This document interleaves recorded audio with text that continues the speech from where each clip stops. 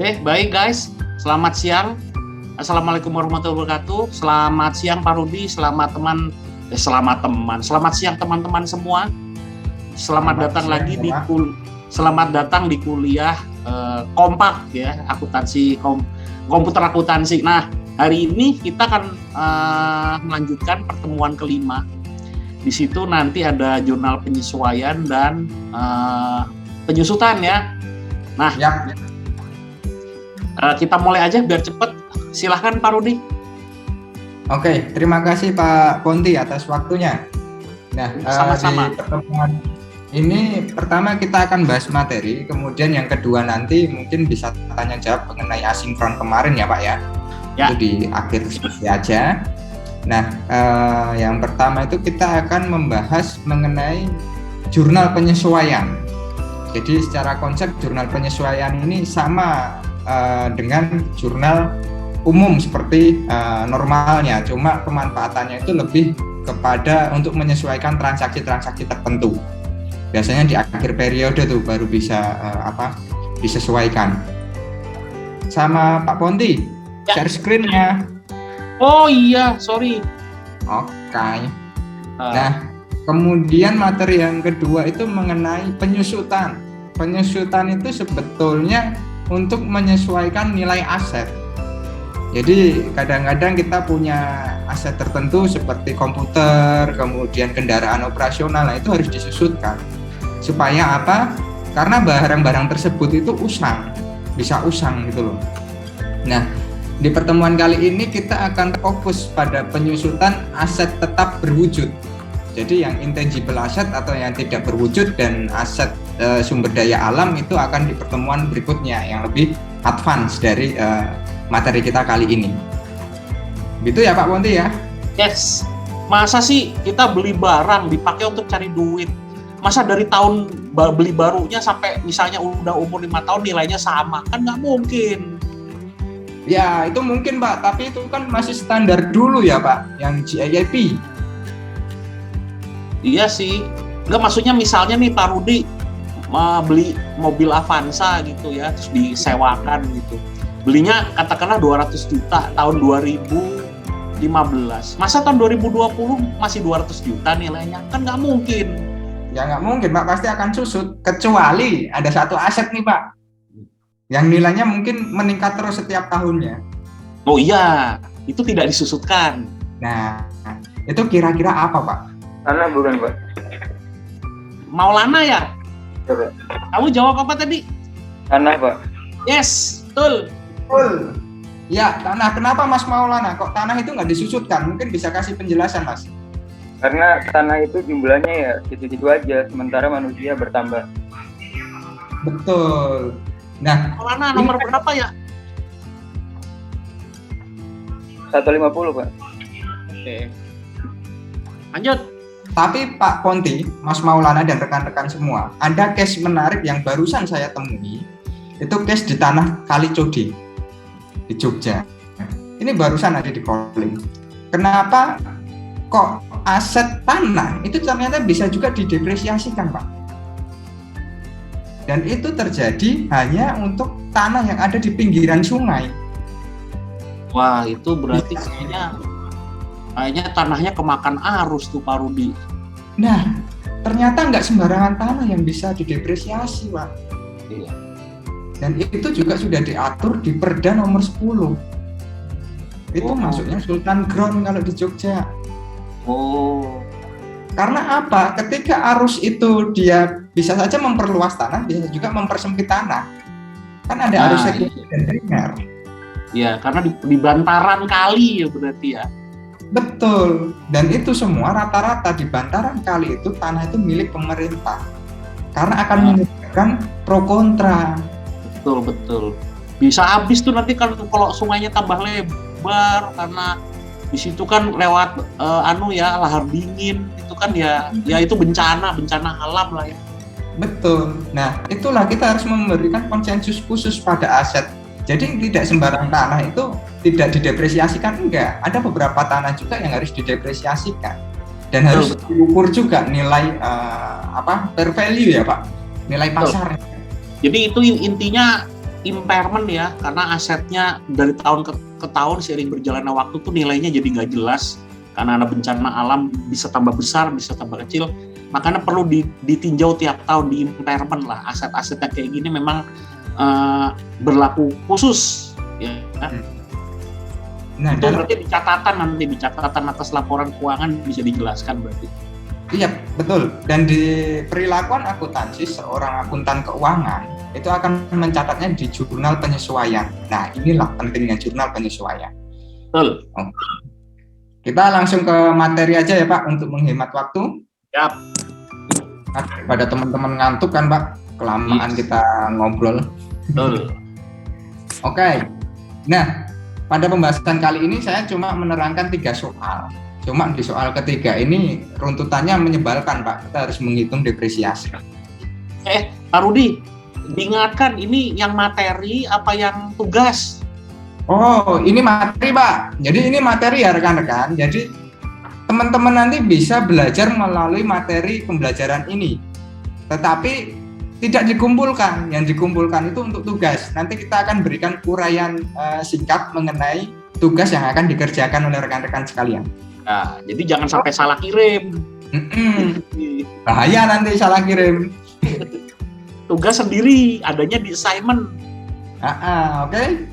Ya, Oke, kita langsung beranjak ke soal nomor 1.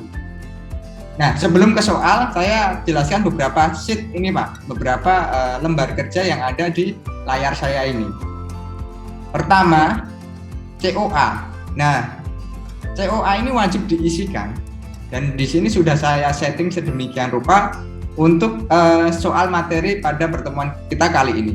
Hanya saja sini saya modifikasi, yaitu posisi keuangan awal. Dalam artian di sini itu neraca awal. Kenapa? Karena pembahasan kita kali ini adalah jurnal penyesuaian. Jadi jurnal penyesuaian itu disusun setelah neraca awal tersusun. Setelah kita menginputkan transaksi pada periode berjalan, itu baru melakukan penyesuaian atas jurnal-jurnal yang sudah kita buat. Biasanya karena apa? Karena jumlahnya tidak sesuai dengan perhitungan fisik, kemudian karena tadi nilainya perlu kita naikkan atau turunkan karena adanya impairment, atau adanya nilai pasar yang berubah, dan lain sebagainya. Nah, kemudian saya sudah menyiapkan sheet jurnal di sini. Seperti biasa, cuma untuk menghemat waktu, memo ini sudah saya isikan.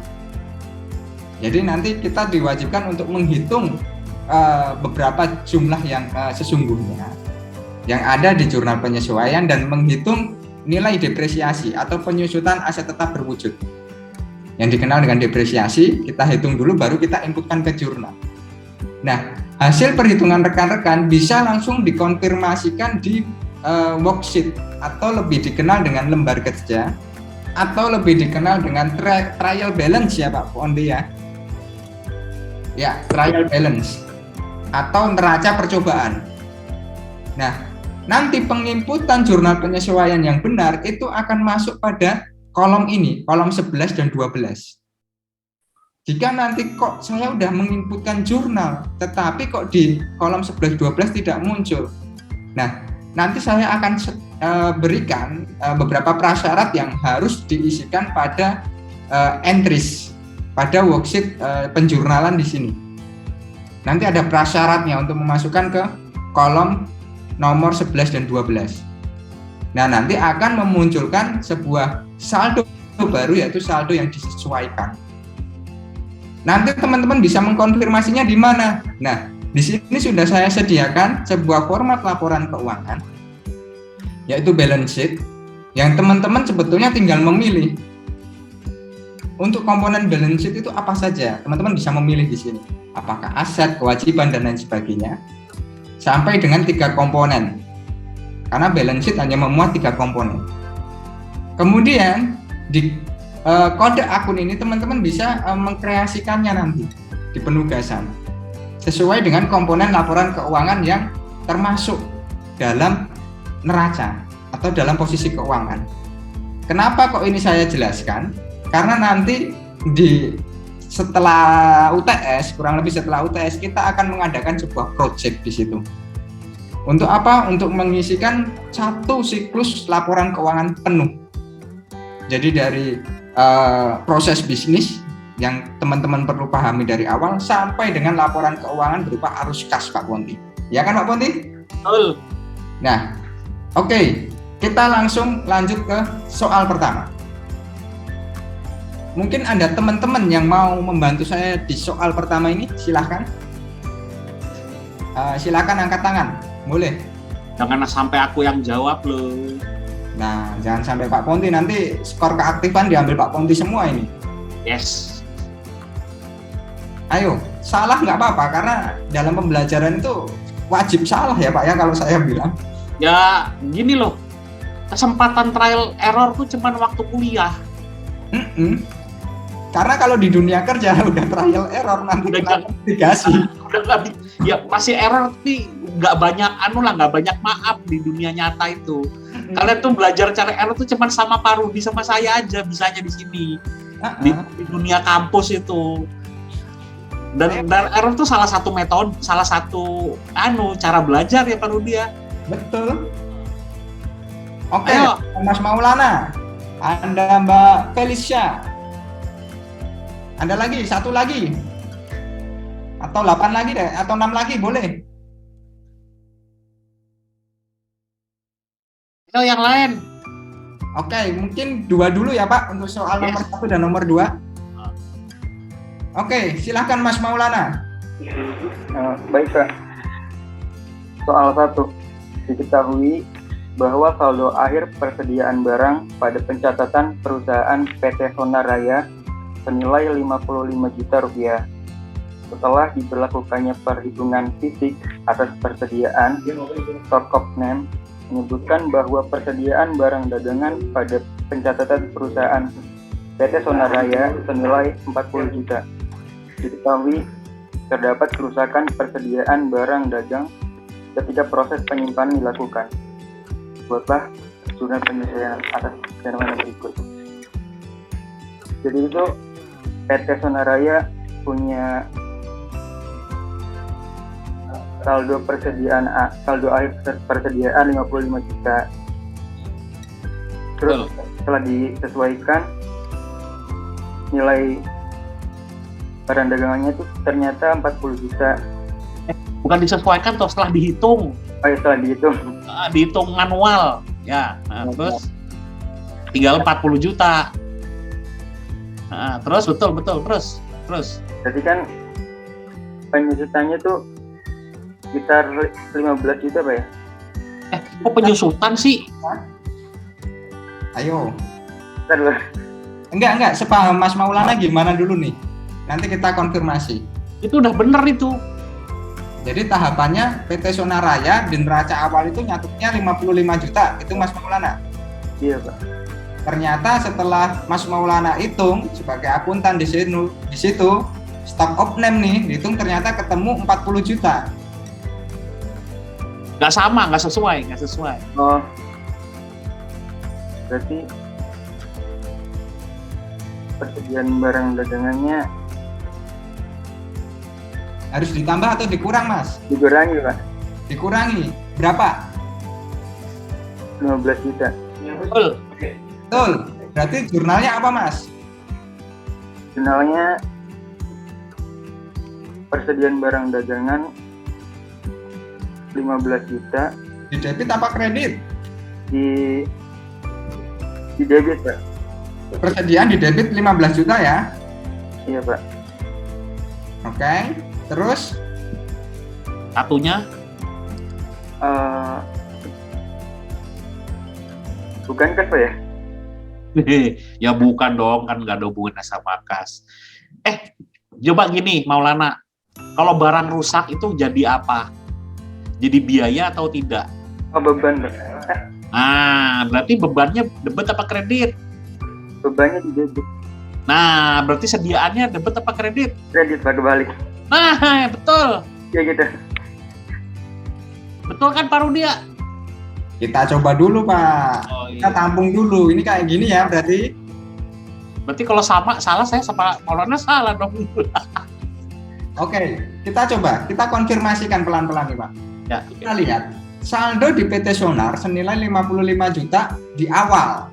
kemudian akhirnya harus 40 juta. Kita lihat di worksheet dulu. Yang perlu kita konfirmasi adalah di worksheet. Ini ada persediaan barang dagang. Betul, 5 juta. Yang nilai seharusnya tadi adalah 40 juta. Yes. Berarti kita perlu mengurangi nilai tersebut. Ya. Kita ketahui saldo normal persediaannya adalah debit, bertambah ketika di debit. Berarti untuk mengurangi, betul apa yang diuraikan Mas Maulana tadi, kita harus mengkreditnya. Oke. Tos mall, tos. Ayo Pak. Masih satu Pak, itu kan baru kreditnya.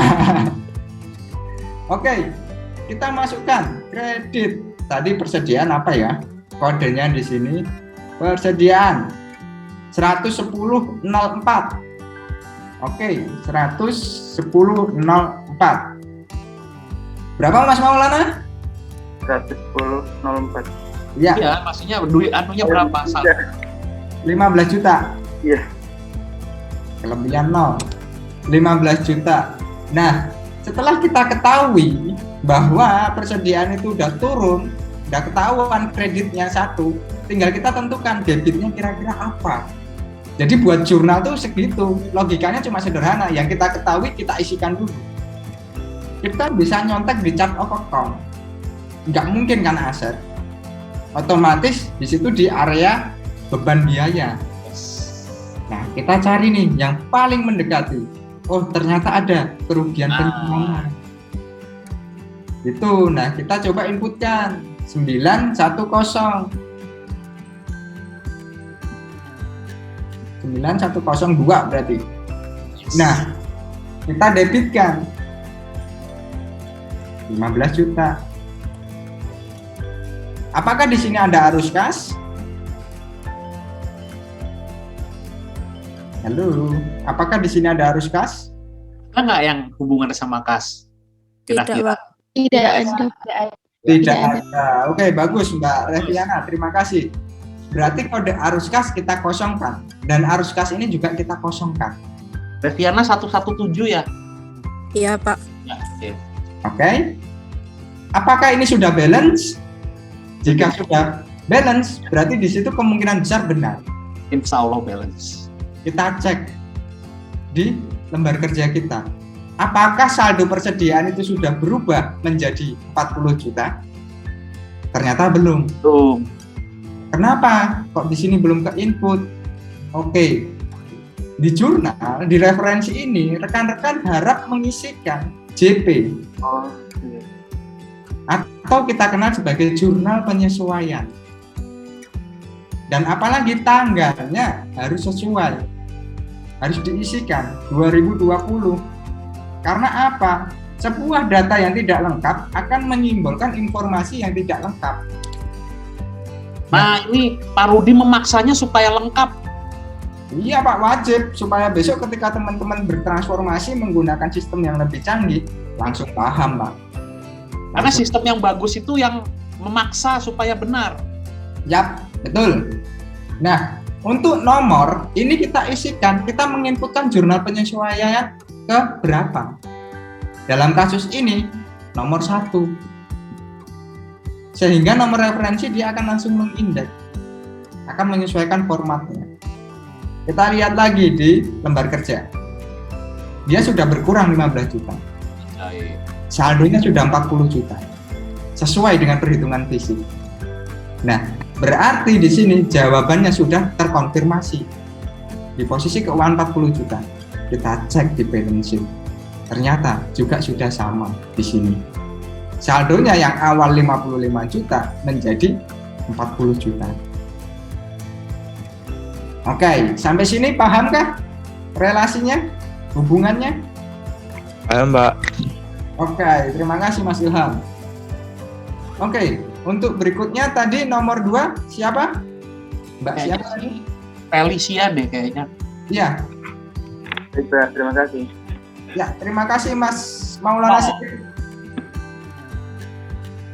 Maaf Pak, untuk yang nomor 2 saya kurang paham tadi, mau yang nomor 1. Oh, nggak apa-apa. Nggak masalah. Salah Mbak, Nggak masalah. silahkan. Felicia nomor berapa ya? Menurut yang nomor 020 Pak. 20. Oke. Hah? Oh, 020. Ada 20. Ya. 020.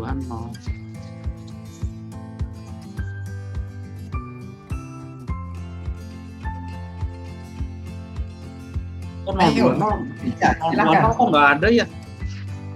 A20 Pak. Oh, yang kelas tadi. Ini yang kelas tadi ada yang ikut juga Pak Rudi. Oh alah, Aku rapat sama Pak.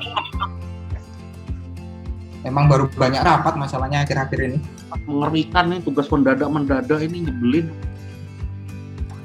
Ya, silakan. Tetap semangat. Ayo Mbak Felicia, jangan kalah semangat sama Pak Ponti.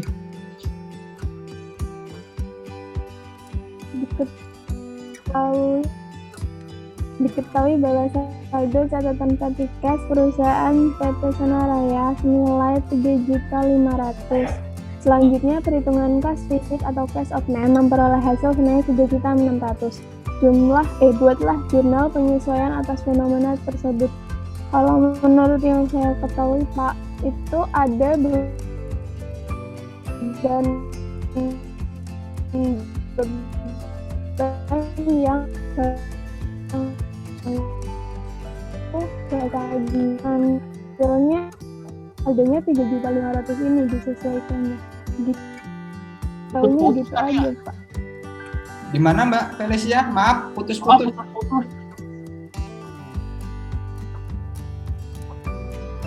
Suaranya udah masuk Pak. Ya, ini udah. Udah. Kalau menurut yang saya ketahui itu ini nanti ada kayak ada beban-beban gitu yang dibayar sama kita Petikas ini itu yang nggak sesuai sama saldo akhirnya. Jadi nanti disesuaikan hasilnya saldonya itu 3,5 juta ini Pak. Oke, saldo yang benar itu 3,5 juta atau 3.600.000 kalau menurut Mbak Felicia?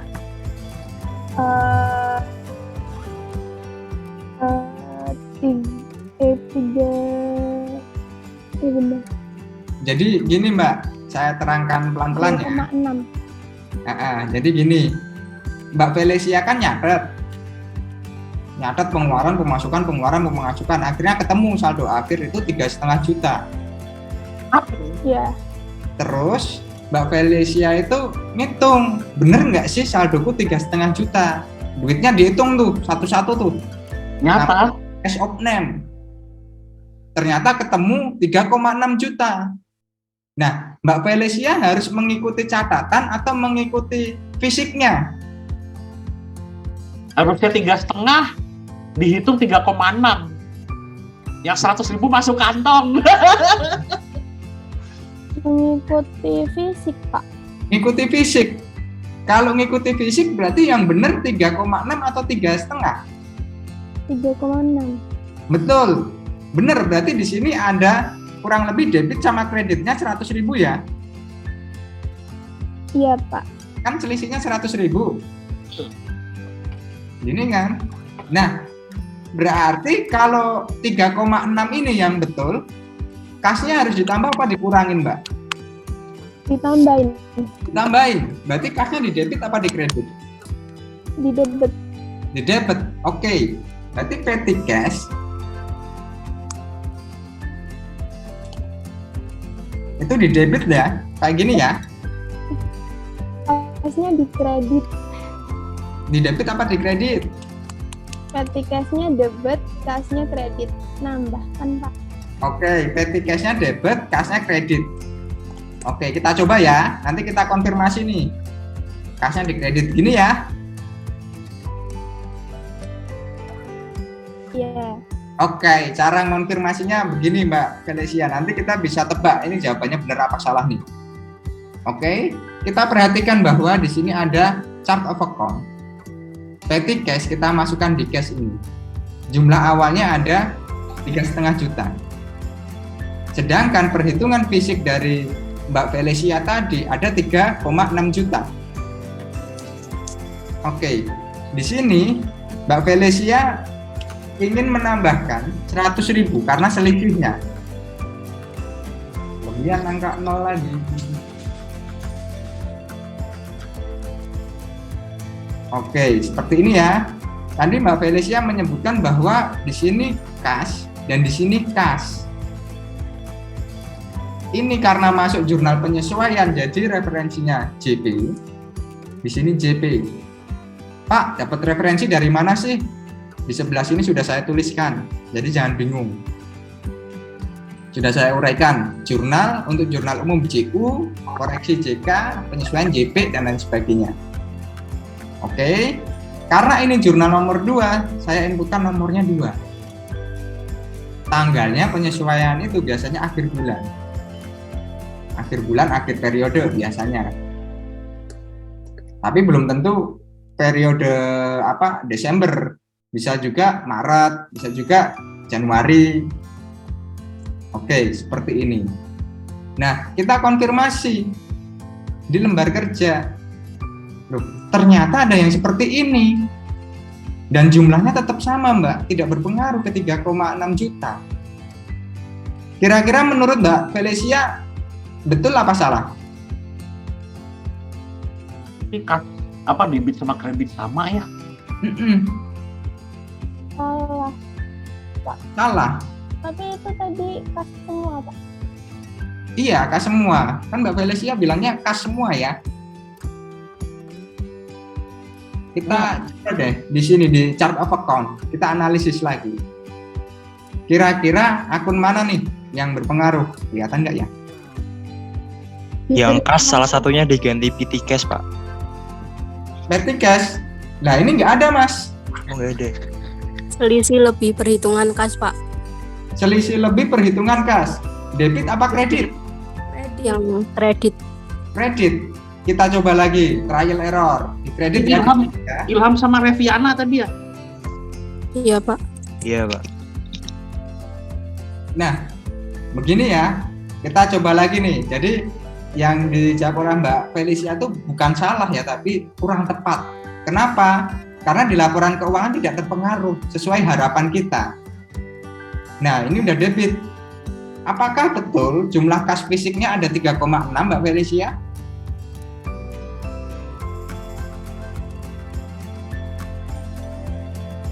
Halo, Mbak Felicia? Maaf Pak, mungkin Felicia terkendala sinyal. Oke, siap. Nah, jumlah kas yang kita harapkan adalah 3,6 juta. Dan tadi kita menginputkan di sini ada selisih perhitungan kas, selisih lebih perhitungan kas. Nah, jurnal inilah yang kita harapkan. Kenapa? Ketika kita lihat di laporan posisi keuangan akhir, itu jumlahnya sesuai. Kasnya 3,6 juta, persediaannya 40 juta. Nah, inilah yang dimaksud dengan jurnal penyesuaian. Kita harus menyesuaikan dari kondisi awal sampai kondisi sesungguhnya di perusahaan itu. Begitu rekan-rekan? Apa ada pertanyaan sampai sini? Jadi debit kreditnya apa tadi, Pak Rudi? Untuk debitnya, Pak, kita lakukan dengan kas. Oh ya, benar tadi ya. Ya kan? Kemudian selisih lebih perhitungan kas itu masuk ke unsur pendapatan. Ya. Tapi dia tidak bersinggungan dengan pendapatan operasi. Ya. Sehingga dia masuk ke klasifikasi pendapatan lainnya. Nah, itu duitnya dari mana ya? Kok bisa ada kelebihan kas nggak teridentifikasi terus kita masih jadi selisih perhitungan kas? Mungkin pembulatan ya? Ya. Bisa jadi itu dari situ ya. Secara faktor lapangan, Pak, ada banyak hal. Satu, kita salah input. Betul. Kedua, ada bukti yang belum tercatat. Betul. Ketiga, pembulatan itu juga bisa. Ya, pembulatan misalnya 31.000, ya udah 30.000 aja kan sewune. Iya, betul. Masuk rekan sendiri. Tidak teridentifikasi itu. Bisa juga ketika gini, Pak, kita menggunakan mekanisme reimburse. Reimburse. Tukar uang, ternyata kita lupa kalau ada uang yang dikembalikan. Nah, itu dia. Nggak dicatat. Betul, nggak dicatat. Nah, di sini saya lupa satu hal nih, Pak. Ada transaksi kas. Jadi kita wajib mengisikan ini. Nah, itu dia. Nah, di sini apakah ada yang bisa membantu saya? Kira-kira isinya apa untuk kode arus kas ini? Silahkan rekan-rekan. Atau masih bingung? Isinya yang akun selisih lebih perhitungan kas, Pak. Oke, berarti saya isikan kode yang sama ya, 81002 ya. Iya. Oke, satu lagi Mbak Anggi. Itu Mbak Anggi nomor berapa ya? Nomor 006, kelas A20. Nah, siap. Terima kasih. Arus kas yang berpengaruh di sini apa Mbak? Operasi, pendanaan atau investasi? Operasional. Operasional. Kenapa kok bisa operasional Mbak Anggi? Karena kan itu kan dari selisih kas biasanya untuk operasional, Pak. Oke, karena selisih kas ini terjadi di akibat aktivitas operasional ya Mbak Anggi ya? Iya. Oke, ya. Terima kasih Mbak Anggi atas jawabannya. Nah, ini sudah menjadi satu jurnal penyesuaian yang sangat lengkap. Oke, kita beranjak ke soal yang paling susah nih Pak Wondi. Cuman satu ya Pak Rudi. Yang barusan coba sebentar, yang barusan. Yang barusan? Ini? Itu memang cuman yang dikasih tanda arus kas yang cuman kas aja ya, selisih lebih enggak ya? Oh iya deh, enggak, itu enggak terpengaruh, yang mempengaruhi cuman kas aja. Ya. Oke. Nanti kita perlahan lah Pak, kita pahami ke rekan-rekan bahwasanya ini akan berpengaruh ke arus kas dengan pembentukan langsung. Betul. Nah, nanti alasan mendalam kita akan uraikan di akhir sesi. Betul. Sesi besok maksudnya, bukan sekarang. Nanti Ya. jawaban kita ketahuan semua Pak. Betul. Oke. Nah, sekarang nomor 3 nih. Ada yang bisa bantu? Oke, ada Mas Naswan. Kemudian ada siapa lagi nih? Nggak kelihatan Pak di sini Pak. Nah, Regina. Mbak Regina. Ada lagi? Atau sambil jalan? Sambil jalan aja ya Pak Ponti?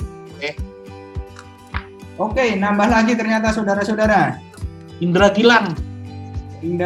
Kemudian ada Mas Maulana lagi. Wah, Mas Maulana semangatnya tinggi banget nih. Oke, kita mulai dari siapa Pak Ponti? Ya dari atas saja, dari Naswan, Regina, Indra Gilang. Dari Mas Naswan ya. Silahkan Mas Naswan untuk nomor 1 ini. Iya Pak, siap Pak. Naswan nomor berapa ya? Oh udah. Nomor 17 Pak, A20. Ya. Oke. Silakan Mas Naswan.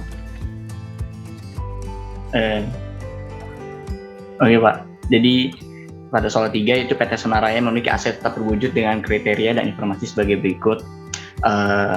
Pada tanggal 1 Januari 2002 dengan kode aset T01, nama aset tanah di Wijayan, harga perolehan 500 juta dengan tidak mempunyai nilai residu karena dia merupakan tanah dengan masa manfaat tidak mempunyai masa manfaat karena berkepanjangan karena dia tidak didepresiasi, sehingga nilai perolehannya yaitu 500 juta. Oke. Ini diminta untuk menghitung depresiasinya. Kira-kira tanah ada perhitungannya nggak Mas?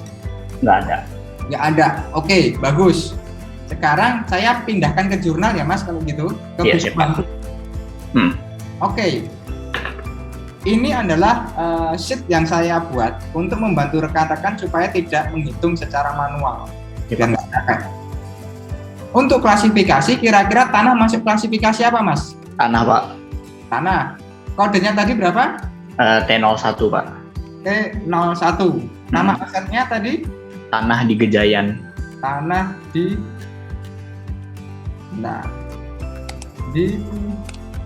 ini Gejayan. Diperoleh pada tanggal berapa tadi Mas? Tanggal 1 Januari 1 bulan 1 tahun 2002. Begini ya. Iya Pak. Masa manfaat atau umurnya?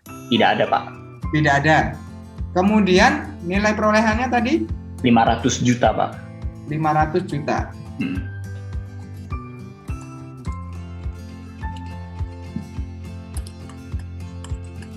Begini? Iya Pak. Nilai residunya? Tidak ada Pak. Tidak ada. Karena tidak ada masa manfaat berarti dia tidak depresiasi. Oke. Terima kasih Mas Naswan. Siap Pak. Yap, betul sekali apa yang diuraikan Mas Naswan, di mana tanah ini tidak memiliki nilai depresiasi.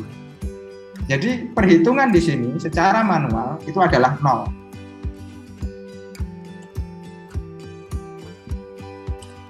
Oke, saya tulis 0. Nah, ini mulai sulit nih karena di sini ada perhitungan depresiasinya. Silahkan nomor 2 tadi siapa ya Pak Ponti? Regina. Mbak Regina, silahkan. Nomor soal 3, PT Sonaraya memiliki aset tetap berwujud dengan kriteria dan informasi sebagai berikut. Yang kedua, tanggal 1 Maret 2018, penama aset motor Hedi Scoopy, harga perolehannya 21.500.000, nilai residu 3.500.000, dan masa manfaat 5 tahun. Untuk menghitung nilai perolehan, terdapat harga perolehan dikurangi nilai residu, nilainya 18 juta. Perolehan dikurangi. Regina 067 ya? Iya Bapak. Ya, oke. Terus. Oke, harga perolehan dikurangi nilai residu. Nilai residu 18 juta. Beban depresiasinya nilai perolehan tadi dibagi masa manfaat. Masa manfaatnya dalam tahun ya, dibagi 5 ini. Dan beban depresiasi per bulan dari beban depresiasi dibagi 12 bulan. Ini dibagi 12 bulan. Oke. Untuk akumulasi depresiasi dikarenakan ini 2018 dan sekarang dicatat di 2020, berarti dari beban depresiasi per bulan dikali 2 tahun. Dikali 2 maksudnya. Dikali 300 apa dikali 3,6 Mbak? Dari 300.000 Pak. Dikali 300.000. Dikali 300.000 berapa? dikali 2. 2. Begini. Iya. Beban depresiasinya Sama Bapak. sama. Oke. Kita tuliskan dulu ya. Kita tampung. Nah, inilah kesulitan dalam menghitung depresiasi. Karena apa? Mulainya dari 1 Maret. Bukan 1 Januari. Oke. Kita tampung dulu. Pasti teman-teman juga bingung hitungnya. Oke, silakan nomor 3. Siapa Pak Ponti? Mohon bantu. Ayo Pak. Oke, silakan Mas. Kamu nomor berapa? Nomor 154. NIM. 54. Ya, terus. 3 Mei 2019, nama aset komputer jeruk, harga perolehan 35 juta, nilai residu 5 juta, masa manfaat 3 tahun. Untuk nilai perolehan 35 juta dikurang 5 juta. Oke. Dikurang 5 juta seperti ini. Kemudian Untuk nilai depresiasinya 30 juta dibagi masa manfaat. 30 juta dibagi masa manfaat. Oke. Untuk per bulannya 10 juta itu dibagi 12. Dibagi 12. Oke. Kenapa kok dibagi 12 Mas bilang? Karena 1 tahun Pak. Iya Pak, benar. Ini mulai berapa tahun ya Pak ya? Karena 1 tahun itu asumsinya berapa bulan? 12 bulan. Oke. Itu ya. Dan masa manfaat di sini adalah tahun. Jadi kita harus menurunkannya ke bulan. Dalam bulan. Nah, akumulasi depresiasinya berapa Mas kira-kira?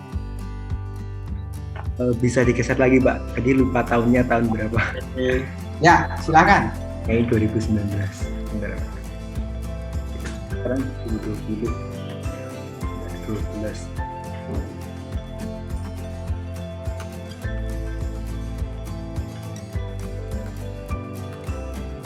Nah, ini memang kesulitan dalam menghitung depresiasi. Kalau Dikali tidak dibantu oleh kalkulator. 19 bulan bukan Pak? Dikali 19 bulan, apanya yang dikali? Yang 10 juta? Yang 833 ini Pak. 833 ini ya, dikali 19 bulan. Oke. Kalau beban depresiasinya Mas? Sama Pak, Sama.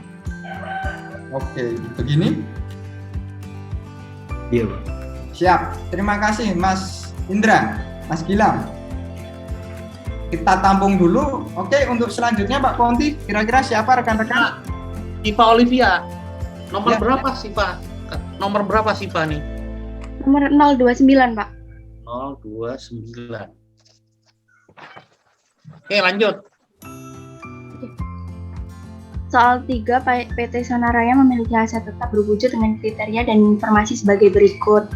Yang nomor 4, 28 Agustus 2020, kode aset PM03, nama aset komputer jendela, harga perolehan 10.500, nilai residu 2.000, masa manfaatnya 3 tahun.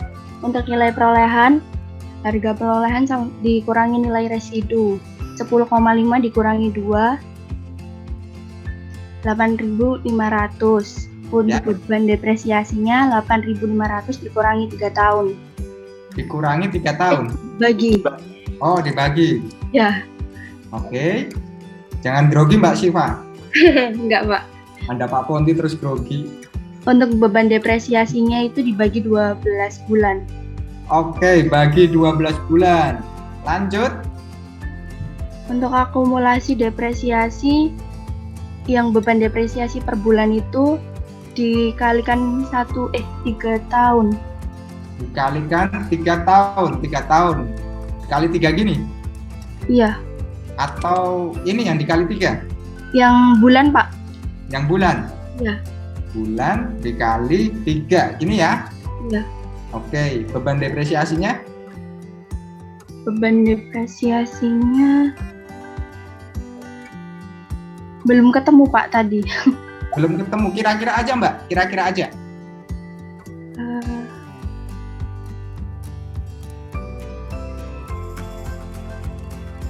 Kira-kira aja.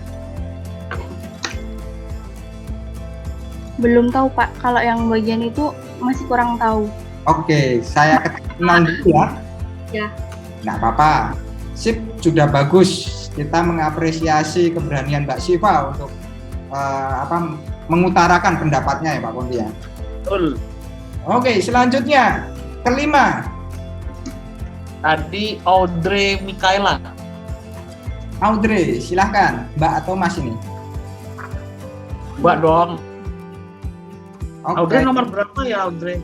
Saya nomor 012 kelas A, Pak. 012. Ya. Oke, lanjut.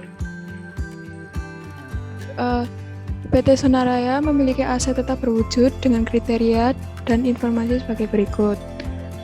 Tanggal perolehannya 30 Januari 2019, nama aset handphone Nokimi, harga perolehannya 3.500.000, nilai residunya nggak ada, masa manfaatnya 3 tahun. Nilai perolehannya harga perolehan dikurangi nilai residu, karena nilai residunya 0 berarti tetap 3.500.000. Kenapa kok nilai residunya bisa 0 ya Mbak?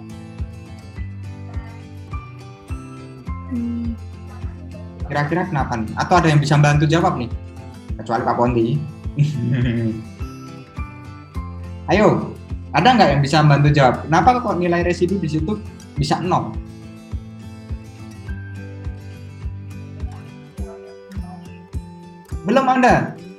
Belum ada yang mau. Ayo langsung open mic aja kalau ini. Kira-kira nggak ada Pak. Gimana? Karena di situ nggak tertulis. Oke, karena di soal nggak tertulis gitu ya.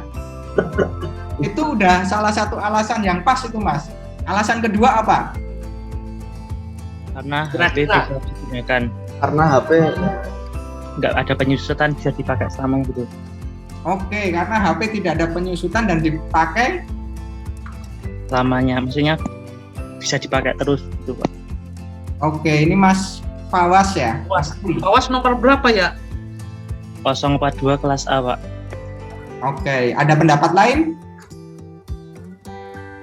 Azam nomor berapa? kelas A Pak, nomor 59. Bener ya? Oke. Nah, sebetulnya teman-teman ini udah hampir bener nih alasannya. Tapi sebetulnya gini, nilai residu itu kira-kira merupakan estimasi nilai sisa yang besok kalau dijual itu kira-kira laku sekian loh. Misalkan komputer ini dari kita beli 10 juta, besok 3 tahun ke depan itu kira-kira kalau dijual atau ketika masa manfaat habis itu lakunya 2 juta. Nah, di sini 0 berarti dia bisa dimanfaatkan sampai dengan nilai residu itu habis. Atau sampai dengan selama 3 tahun itu HP itu sudah tidak ada harganya. Oke? Paham sampai sini? Kalau Nokia ada, Pak. Ini berhubung Nokimi, jadi nggak ada harganya. Iya sih, Pak.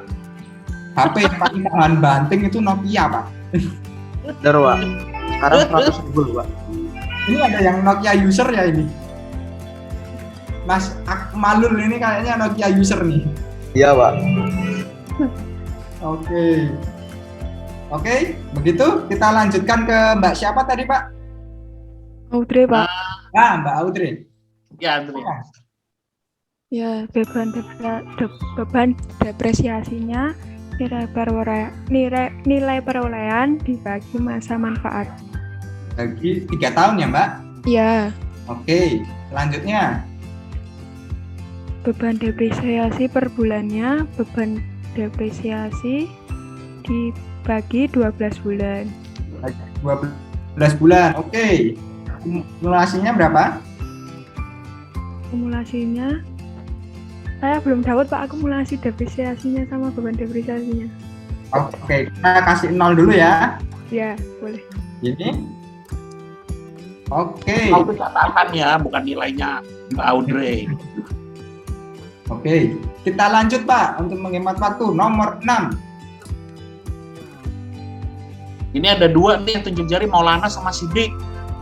Maulana sama Indra Gilang. Aku milih Indra Gilang aja, Maulana udah bosen. Bisa ya, Pak, kayak gitu alasannya. Terlalu sering, Pak, tuh, Pak. Udah, Pak. Sudah, Pak. Saya ingin menambahkan jawaban tadi. Oh ya, menambahkan jawaban apa, Mbak? Mas?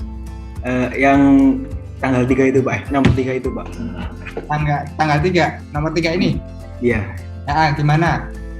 Maksudnya yang akumulasi depresiasi ini dikali 19 bulan gitu, Pak. Jadi 19 ini udah. Ini gimana, Pak? Betul, udah itu. Enggak, maksudnya yang akumulasi depresiasi ini. Iya, yang ini kan? Iya. Ini udah dari kali 19, Mas, tadi. Kesannya ini 19 bulan apa 19 tahun, Pak? Benar. Karena kan kita pakai yang bulan ini, Mas. Oh iya. Kecuali pakai yang ini, jadi 19 tahun. Oke, terima kasih, Pak. Ya. Oke, makasih Mas Indra. Oke, ini nomor 6. Ayo, nomor 6. Naswan. Silahkan Mas Naswan. Tuan Hafiz ya. Iya, Pak. Oke, silakan. Jadi nilai perolehannya itu dari pengurangan kedua hal tersebut yaitu menjadi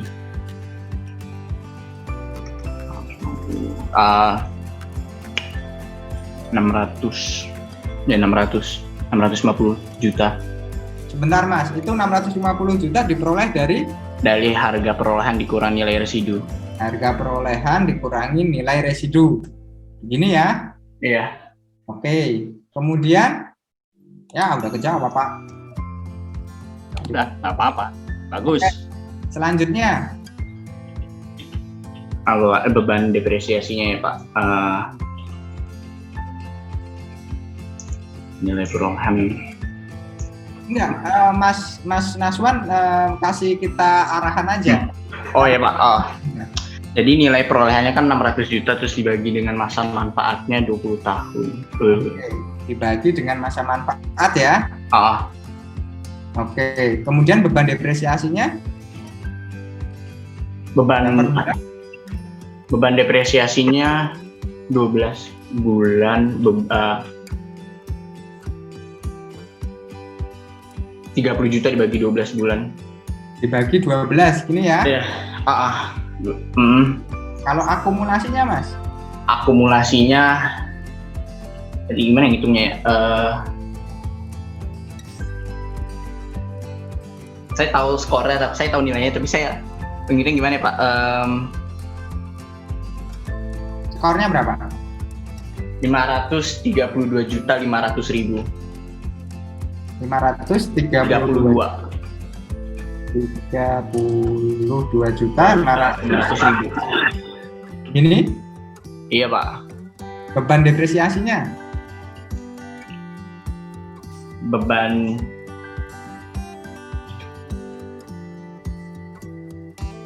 ini bukannya sama? Oh beda. Nanti akan dijelaskan itu. Ayo. Diisi 0 dulu. Diisi 0 dulu Pak. Oke, kita isi 0 dulu ya. Nah, ini jawaban dari rekan-rekan semua untuk melakukan penyesuaian aset. Perhitungan depresiasi aset. Jadi dalam perhitungan depresiasi aset itu memang rumit. Betul-betul rumit. Dan ini harus dilakukan setiap periodenya per bulan. Nah, Pak Ponti mungkin bisa bantu menjelaskan Pak Ponti mengenai akumulasi depresiasi sama beban depresiasi. Oke, baik ya. Jadi awal pertama yang harus kita tahu persis itu harga perolehan itu memang. Nah, setelah kalian tahu harga perolehan itu harga sampai siap dipakai loh ya. Jadi misalnya kalian beli mobil, itu biaya balik nama, pengurusan BPKB, STNK, semua pokoknya on the road. Karena kalian beli motor atau mobil itu bisa off the road. Ya, off the road tuh harganya lebih murah, pokoknya sampai siap digunakan. Kalau misalnya beli pesawat, harga pesawatnya berapa sampai dicet, sampai siap terbang, siap pakai, siap ngasilin duit. Beli mesin, beli genset, sampai gensetnya tuh sudah dicoba, udah ada ongkos angkutnya, ada ongkos pasangnya, sampai genset itu siap pakai. Itulah harga perolehan semuanya. Beli tanah juga sama. Tanah itu harus ada biaya notaris, biaya balik nama. Sampai itu atas namamu itu baru bisa kamu akui sebagai asetmu. Itu namanya nih harga perolehan. Nah, untuk penyusutannya ya. Nah, untuk penyusutannya itu kan ada beban depresiasi ya. Nah, itu harga perolehan nanti dibagi sama masa manfaat. Nah, untuk harga perolehannya itu yang mau disusutkan itu dikurangi nilai residu dulu ya Pak Rudi ya. Tapi kalau harga perolehannya, Pak Rudi bisa geser ke kiri dikit nggak? Biar saya lihat dari awalnya itu. Nah, apa aja sih barangnya? Nah, itu misalnya beli motor ya, motor Hendis Coupe ya toh. Harganya 18 juta itu adalah nilai perolehan dikurangi harga perolehan ada harga nilai perolehan itu harga perolehan kurangi nilai residu ya. Nah, kalau masa manfaat 5 tahun itu kira-kira ya dalam 5 tahun ke depan waktu beli beli Hendis Coupe itu siapa yang bisa nebak sih harganya nanti tinggal berapa? Siapa yang tahu Honda Scoopy yang tahun 2021 kalian beli ini misalnya sekarang harganya 21 juta ya. 5 tahun lagi harganya tinggal 3,5 gitu. Itu siapa yang tahu? Gak ada yang tahu Pak, tergantung pasarnya juga. Betul, gak ada yang tahu. Tapi kan kita harus ngira-ngira, bener nggak? Makanya akuntansi itu ngasih metode untuk ngira-ngira. Nggak apa-apa, itu namanya perkiraan judgement ya, pakai judgement. Boleh kita mengira-ngira bahwa nanti 5 tahun lagi Honda Scoopy itu 3,5, itu boleh aja, nggak apa-apa gitu. Nah, berarti yang susut kan 18 juta, bukan 21 juta, bener nggak? Betul. Yang disusutkan itu bukan 21 juta, tapi yang disusutkan adalah 21,5 juta dikurangi 3,5. Jadi yang susut itu 18. Nah, yang susut itu 18 dibagi masa manfaatnya. Ya. Jadi 18 dibagi berapa? 5 tahun ya, Pak Rudi? 5 tahun ketemunya 3,6. 3,6 itu adalah biaya depresiasi per tahun. Per tahun, betul. Nah, jadi si Scoopy ini setahun tuh susutnya 3,6. Jadi misalnya beli tahun 2021 susut 3,6, 2002 3,6 lagi sampai 5 tahun nanti susutnya 18. Akhirnya tahun 2026 nanti nilainya tinggal 3,5 gitu loh.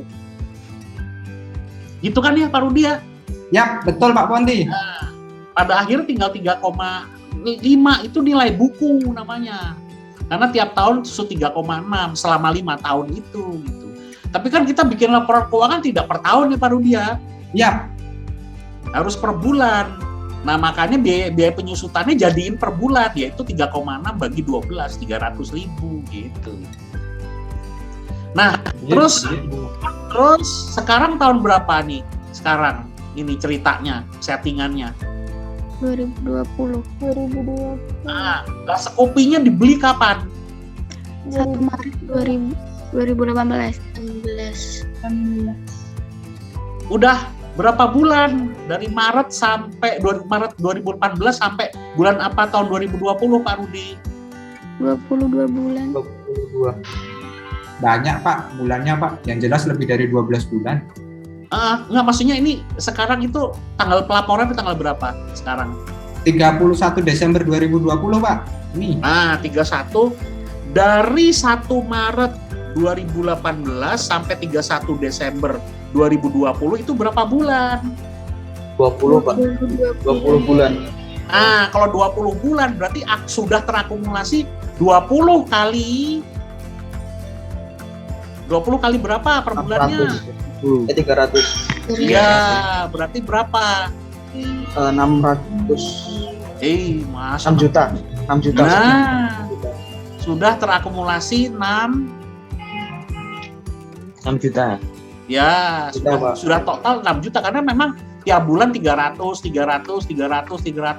dari 1 Maret 2018 sampai 31 Desember 2020 gitu. Next, enter Pak Rudi, enter. Halo?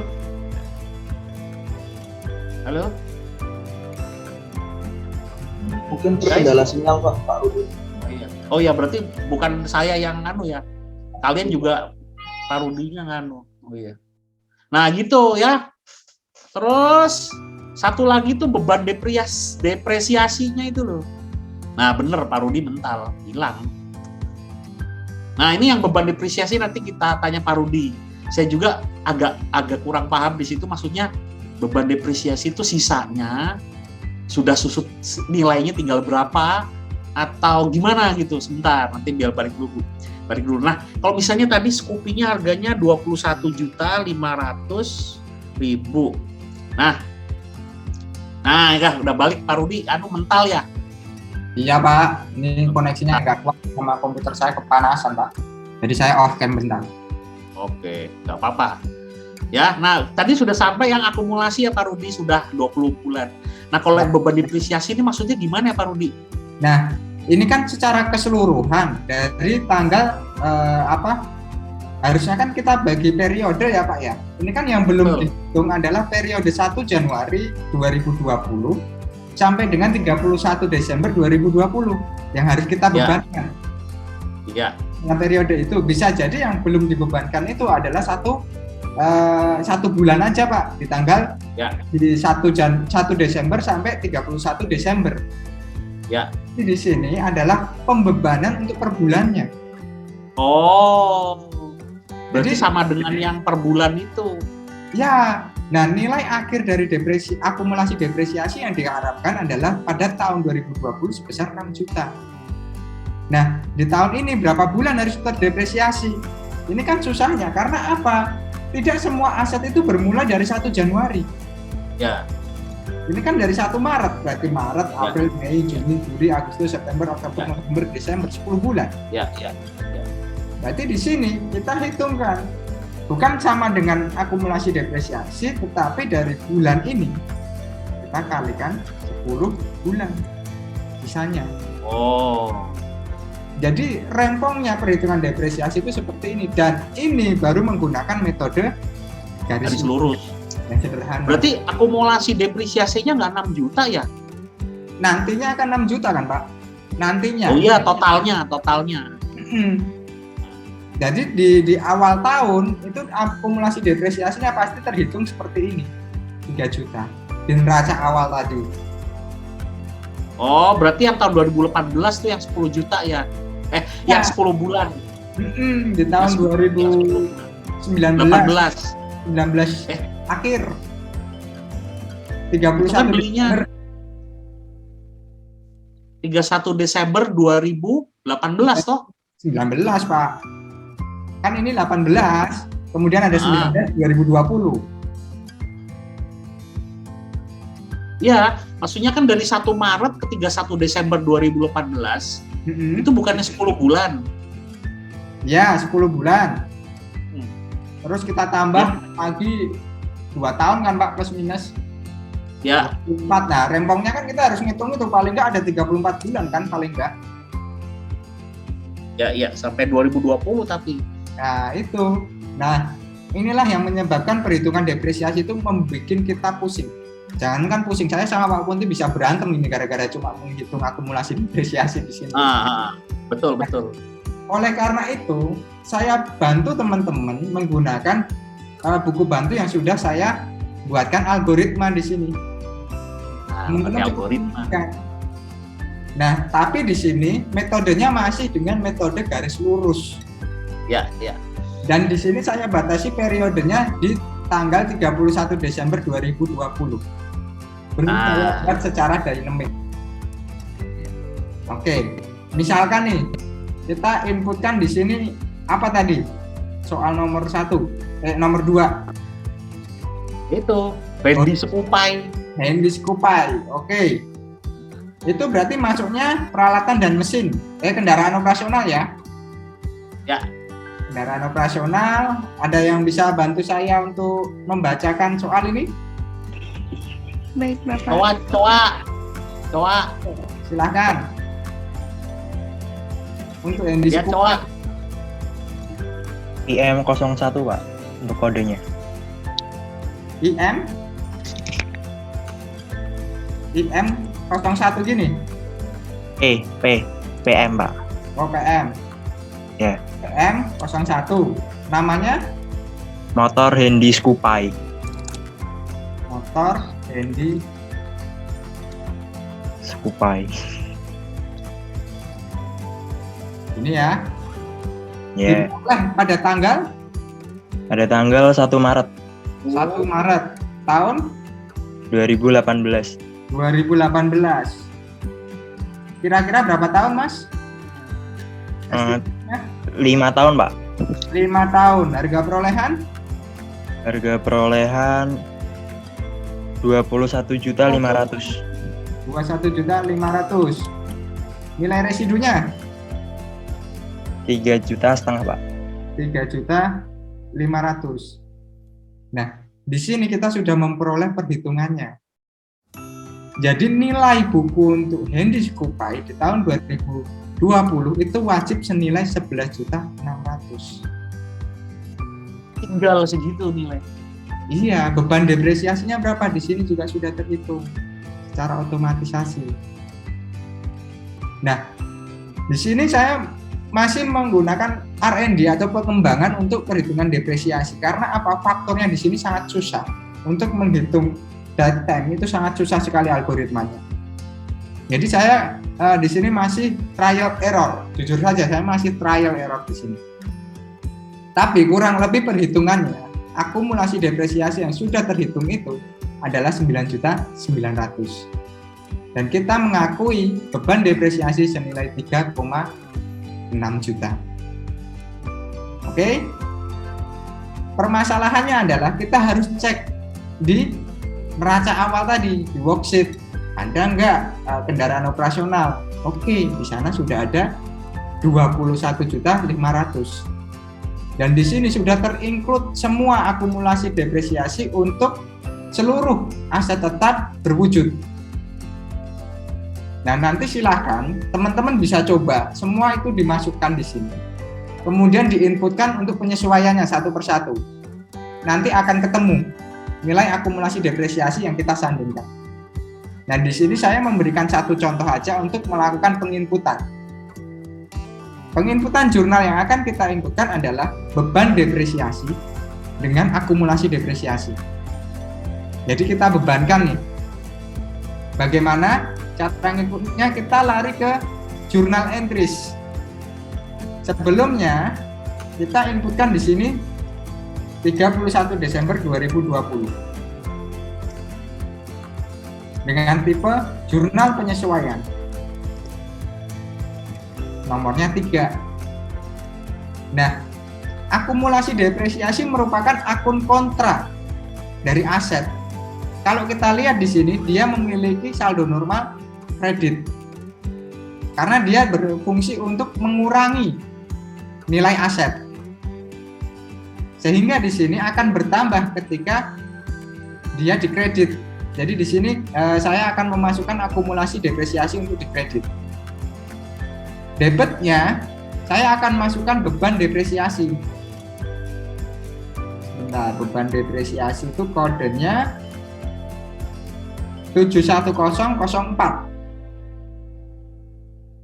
71004.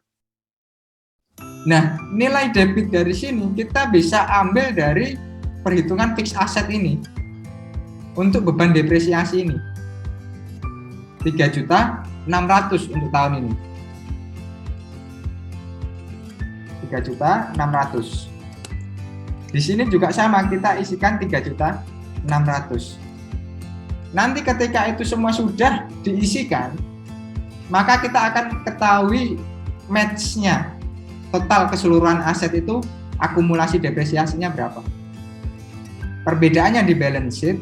Nah, nanti di sini akan menjadi unsur pengurang aset. Ini akan berubah nih. Dari 515 menjadi 519. Begitu. Mungkin ada pertanyaan? Yes. Tuh, Pak Rudi, itu kan yang di depan harus diselesaikan dulu ya. Tapi kan itu kan kita baru sampai Honda Scupa itu, Pak Rudi ya. Iya, nanti tinggal diselesaikan aja. Misal ini Pak, ada yang sesuai soal maksudnya. Nah, ini ada 6 ini. Ini tinggal diinputkan aja. Misalkan 3 Mei. Ini 3 Mei ya. 3 Mei 2000 berapa itu tadi, Pak? 3 Mei 19 ya. Ini masa manfaatnya dia 3 tahun, harga perolehan 35 juta sama 5 juta nilai residu. Ya. 3 tahun 35 juta. 35 juta. Dan ini nilai residunya 5 juta. 5 juta. Nah, kita inputkan ini terus sampai semuanya terisikan semua. Nah, nanti kita langsung ambil jumlah beban depresiasi ini. Begitu. Nah, tetap itu. Jadi sampai semuanya harus ditulis di situ, di daftar aset tetap itu, dari soal itu. Betul. Kita ini aja deh, Pak. Saya pakai teknik males ya. Ini mohon maaf nih, pakai teknik males. Kita kopas aja nih. Karena saya tuh demennya pakai Excel, karena saya bisa kopas kayak gini untuk mempercepat penulisan. Ini kemudian masa manfaatnya di sini. Kita pindah di sini. Oke. Kemudian ini 28 Agustus 2020. 28 Agustus 2020. Kemudian ada lagi 30 Januari 2019. 30 Januari 2019. Kemudian di sini ada 8 Maret 2003. 8 Maret 2003. Nah, ini ketemu kan, Pak, jumlahnya sekian. Sebetulnya cara curangnya gini, Pak. Ini kan O43, O27 ya. Ya. O27 saya ambil di entries kayak gini, ini sama dengan tadi di fixed asset O27. Nah, saya biasanya nulisnya kayak gini, Pak. Karena apa? Ketika saya salah ngitung, dari sana sudah langsung terlinkkan. Ya. Nah, ini saya juga salah input, nanti pasti akan berdampak di laporan laba rugi. Ini depresiasi 05. Ini bukan 04 tapi 05. Nah, begini. Cara konfirmasinya gimana? Semoga algoritma saya tidak salah, yaitu 561448. Kita cek di sini. 561448. Ternyata akumulasi depresiasi dan neraca dengan perhitungan ini sudah match. Ya. Nanti kalau harga perolehan ini kita kurangi dengan akumulasi depresiasi, maka akan menemukan sebuah nilai namanya nilai buku. Nilai buku. Begitu. Konsepnya akan dipelajari di mata kuliah apa ya Pak? Akuntansi pengantar atau menengah ya? Antar. Ya, di pengantar. Begitu? Kalau pengantar itu ya pasti garis lurus dulu, nanti kalau udah ke intermediate sama advance sudah metode yang lain lebih dalam lagi. Betul. Nah, kita diajarin berbagai macam metode nanti. Kalau sekarang diajarin bermacam metode, konsepnya aja baru belajar, mau diajar metode macam-macam, mabok. Betul Pak, mabuk banget itu Pak. Ya, mungkin ada pertanyaan atau udah pada lelah mendengarkan kita? Saya mau izin bertanya. Itu boleh. Sebentar, aku mau konfirmasi dulu. Itu yang di forum diskusi sudah bisa benar ya? Ya, udah beres Pak. Udah. Oke. Silakan Mas Fafas.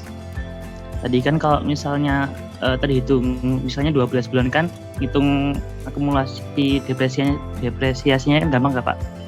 Tapi kalau misalnya 12 bulan lebih 5 hari itu gimana Pak? Tadi kan ada yang mulai dari tanggal 28 toh Pak? Ya. Pak, terima kasih. Ya, terima kasih Mas Fahas. Saya menggunakan asumsi bahwa ketika lebih dari 15 hari, misalkan dari tanggal 1 sampai tanggal 15, itu terhitung awal bulan. Sedangkan dalam perhitungan 15 sampai dengan 31 itu terhitung akhir bulan atau akan ditambahkan 1 bulan di belakangnya.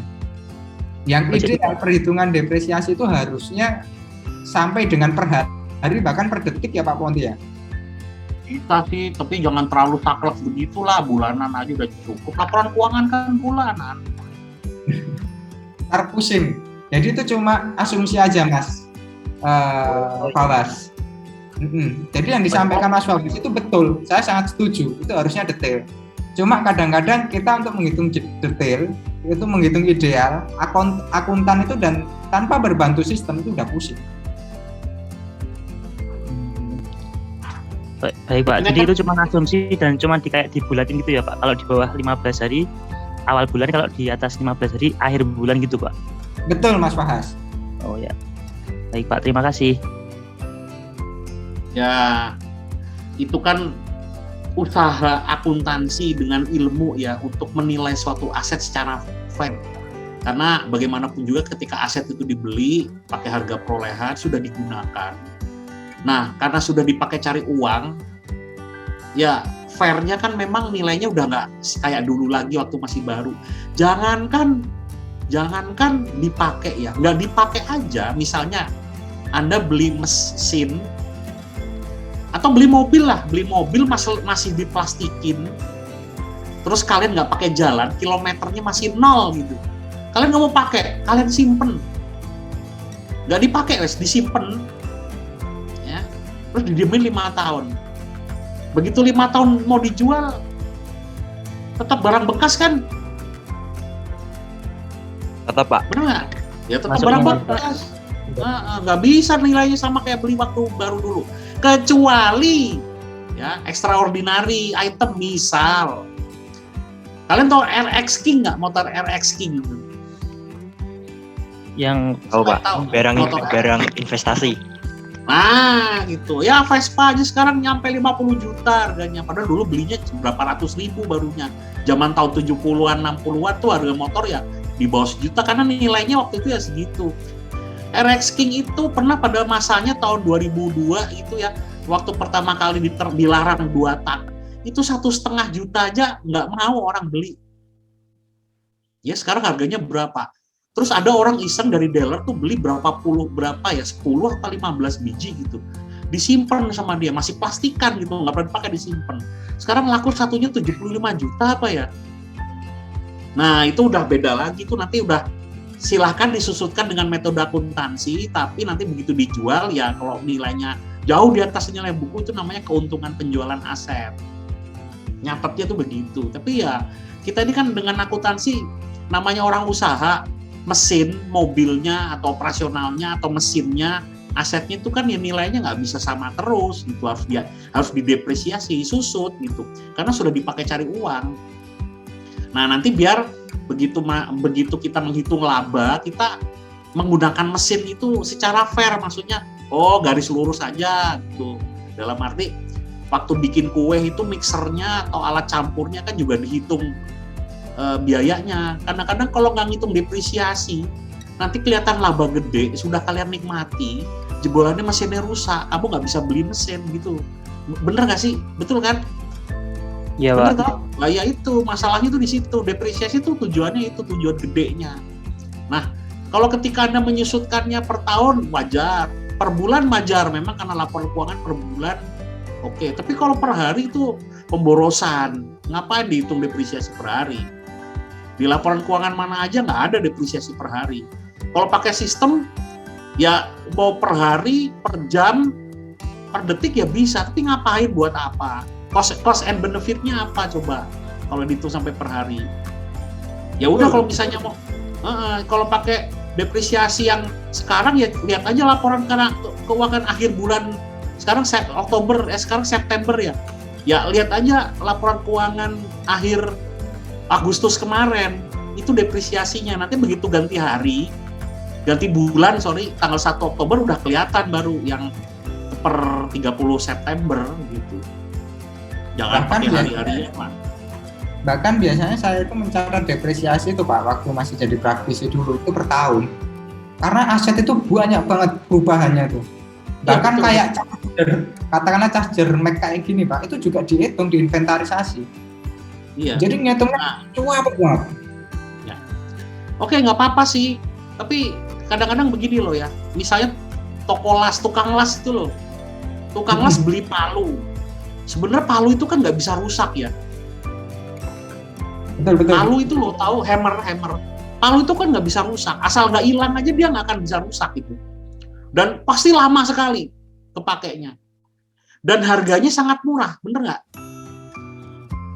Iya. Nah, sangat murah toh.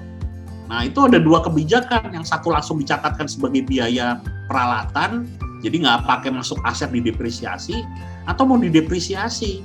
Nah nanti kalau nilainya sudah habis 0, memang secara nilai buku 0, ternyata laku di kilo gitu. Di kilo tuh ditimbang itu loh, pakai besi jual besi tua itu loh. Loa. Nah itu kan jadi nanti kalau untung nilai bukunya 0, ternyata ditimbang masih ada harganya, dapat duit. Nah itu namanya keuntungan penjualan aset palu tadi, misalnya kayak gitu. Akuntansi itu cuman berusaha supaya akurat, nilai perusahaanmu itu berapa sih gitu. Nah tapi itu kan nilai buku. Nah lawan nilai pasar. Nah nilai pasar siapa yang tahu? Ya Pak Rudia. Ya betul Pak. Itu jadi berusaha mendekatkan diri sama nilai pasar semampunya metode akuntansi tawarkan gitu. Mana yang paling mendekati nilai pasar gitu. Kalau nggak akurat pun no problem. Nanti ada rugi atau untung penjualan aset kan begitu toh, Pak Rudi? Ya betul Pak. Ya gitu. Nah, jangan dibuat susah lah. Nanti kalau akuntansi susah, nggak ada kuliah di akuntansi nanti. Baik Pak, terima kasih. Oke, pertanyaannya bagus banget dan menarik sekali ya Pak, dari Mas Paas ini. Oke. Paas nomor berapa ya? Kelas A nomor 4042 Pak. 042. Oke. Terima kasih Pak. Saya izin bertanya. Silakan Mbak Rinjani, nomor berapa sebutkan? Kelas A nomor 004 Pak. Ya. 004. Nah, jadi Ya. kan tadi tuh di masa manfaat itu kan sudah tertera ya Pak, kayak ada yang 5 tahun, 3 tahun, 20 tahun. Nah, sebenarnya tuh masa manfaat itu emang sudah bakal tertera di jurnalnya atau sebenarnya ada ketentuannya atau kita menentukan sendiri Pak? Kalau misalnya sudah ada ketentuan atau menentukan sendiri, bagaimana ya Pak caranya? Terima kasih. Oke, ini sejujurnya ahlinya ahli itu Pak Ponti, karena di situ ada banyak pertimbangan dalam menentukan masa manfaat, terutama dalam pajak ya Pak Ponti ya. Silahkan Pak Ponti. Kalau pajak beda apa ya? Pajak itu kan bukan bisnis. Pajak itu kepentingannya cuma nilai, cuma ngitung pajak gitu aja. Makanya kalau di pajak itu depresiasi diatur, nggak menarik. Di pajak itu depresiasi diatur pakai ini harus begini, harus begitu gitu. Dan setiap barang tuh dikategorikan, harus ngikut kategori berapa, dan itu susutnya udah diatur. Udah nggak menarik deh, nanti dibahas di pajak aja. Tapi kalau di komersial, di bisnis, ya, di bisnis itu punya beberapa metode sih ya.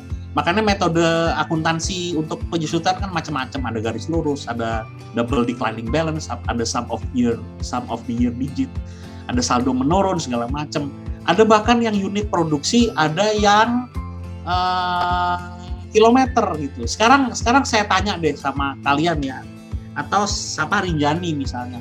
Coba Rinjani, kamu pikir deh, kalau kamu punya motor atau punya bis, ya, disuruh cari duit, atau punya mobil disuruh cari duit, punya pickup gitu. Sebenarnya yang paling fair menyusutkan itu garis lurus apa kilometer? Kilometer, banyak Pak. Kamu lebih milih pakai kilometer kan? Iya. Kan bukan garis lurus. Soalnya kalau garis lurus itu mobilnya jalan nggak jalan, dia disusutkan, bener nggak? Iya bener Pak. Tapi kalau pakai kilometer kan memang aku pakai sekian, biaya perawatannya sekian, bensin itu sekian liter sekian kilo, biaya perawatan juga ganti oli ke bengkel segala macam itu kan juga pakai kilometer, bener nggak? Betul Pak. Nah, jadi lebih fair. Jadi bisa pakai biaya penyusutan per kilometer. Jadi teknisnya itu begini, setiap tanggal 1 tiap bulan itu bagian accounting nyatet kilometer mobil. Oh, bulan ini kepake 1000 km. Oh, bulan depan kepake 2000 km. Oh, lagi COVID kepakenya cuma 50 km. Udah membaik COVID-nya, kepake lagi 500 km. Naik lagi 1000 km. Bener nggak? Nah, itu dihitung dulu. Ini mobil, ya. Ini mobil. Biasanya mobil itu mulai rusak-rusak tuh kapan? Sejak baru. Oh, mulai tahun ke-4. Biasanya orang jual mobil tuh tahun ke-5. Mendingan kita mobil baru aja. Jadi nggak ada ongkos perawatan, mobilnya disuruh cari duit atau bisa disuruh cari duit, gitu ya. Disuruh cari duit, terus kita hitung biayanya itu selama 5 tahun tuh kira-kira gimana, ya, harga belinya berapa, terus ongkos servisnya berapa per kilometer tuh dihitung, sehingga nanti ketemu biaya penyusutan per kilometer itu ketemu. Ya udah dicatetin aja, setiap tanggal 1, tanggal awal bulan kepake berapa kilometer, kaliin dengan biayanya per kilometer itu, itulah depresiasi yang sebenarnya paling fair. Tapi kan itu menurut kalian, menurut bisnis. Nah, menurut pajak nggak boleh pakai per kilometer, harus pakai metode yang lain. Nah, menurut akuntansi juga macam-macam, boleh kalau akuntansi. Tapi investor itu nggak ngerti juga gitu, pengennya ya mungkin kalau nggak garis lurus lah apa segala macam. Nggak populer itu metode penyusutan per kilometer gitu. Karena investor tuh taunya dipakai nggak dipakai, pokoknya bis udah umur 5 tahun, harga pasarannya segini tuh gitu. Entah itu kilometernya rendah, apa kilometernya tinggi. Ya toh, kan begitu kan, bener nggak? Betul ya? Nah, jadi dari sekian macam banyak pertimbangan itu, ngelihat harga pasar, ngelihat biaya perawatan, ngelihat nanti kira-kira bis atau mobil 5 tahun lagi harganya tinggal berapa. Nah, kita itu jadi punya banyak informasi, kita olah nih di otak kita. Oh, judgement saya, bis yang harganya 1 miliar, ya, bis pariwisata yang bagus itu kan 1,5 sampai 1,5 miliar. 5 tahun lagi itu masih laku loh 600-700 juta. Nah, tapi ada tapinya juga gitu loh. Kalau kita terlalu tinggi menilai, nanti bisa rugi. Pas jual ternyata harganya di bawah itu, bener nggak? Betul nggak? Misalnya kita menilai, paling nanti bis 5 tahun tuh harganya tinggal 200 juta. Ya udah, kita susutkan dari 1M, kita susutkan 800 pada tahun kelima tinggal 200 gitu ya. Ternyata laku dijual masih laku 500. Laku 500 itu laba nggak? Kalau dijual, misalnya kamu beli bis tahun 2020 1M, terus tahun 2025 kamu tulis di nilai buku susutnya 800 tinggal 200 juta. Dah, bis itu mau kamu jual. Laku 500 padahal nilai bukunya 200. Untung berapa? Kita harus nyatat untung berapa? 300 kan? 300, iya Pak. Nah, 300.000 itu sorry. Kalau kalian nyatet di pembukuan ada keuntungan 300 juta, itu objek pajak. Nah, itu dia maksud Tarudi tadi gitu. Ya, jadi pertimbangan juga. Jadi kita bisa main juga dong. Jangan sampai untung. Bener nggak? Misal nih, B1M tahun 2020 dibeli berjalannya waktu tahun 2005, jangan dinilai 200, dinilai 500 aja. Dah, nilai buku tinggal 500 dijual, lakunya cuma 400. Nah, itu rugi apa untung? Ini Bapak ngajarin curang ya? Rugi, Pak. Rugi itu kurangi laba. Kalau labanya kurang, pajaknya kurang apa nambah? Kurang. Nah, ini saya bukan ngajarin ya. Ini ilmu namanya ya. Ini namanya ilmu ini. Kalian masih belum cukup umur. Nanti kalau ketemu saya di mata kuliah yang lain, saya ajarin macam-macam sama Pak Rudi itu. Ya. Kalau teman-teman Insya Allah ketemu saya lagi. Di situ ada bermasalah dengan pajak atau apa, bisa hubungi Pak Ponti itu. Nanti jadi konsultan. Mantap itu Pak Ponti. Free ya Pak? Konsultannya free. Bisa aja. Tergantung penghematan ya Pak. Kalau Pak Rudi free lah, kalau Pak Rudi. Jadi macam-macam pertimbangannya. Bisa pertimbangan pajak, bisa pertimbangan judgement, bisa pertimbangan apa ya? Kemudahan, nggak mau ribet. Atau yang biasanya orang tuh ini loh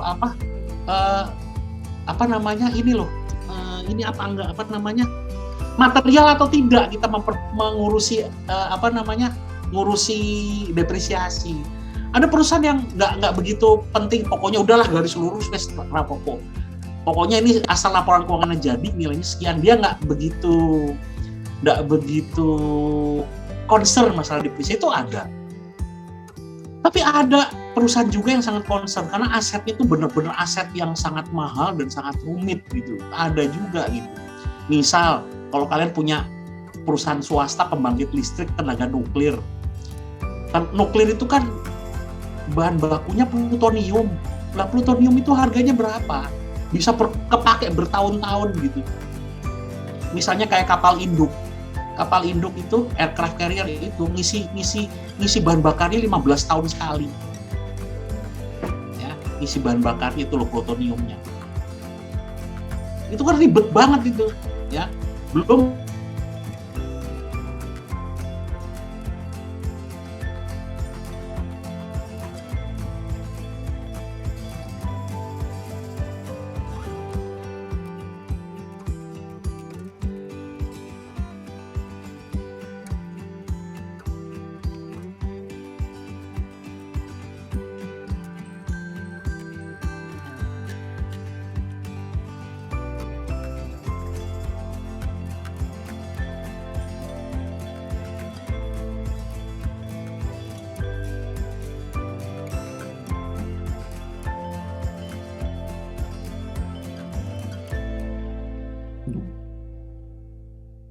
Pak Ponti keluar.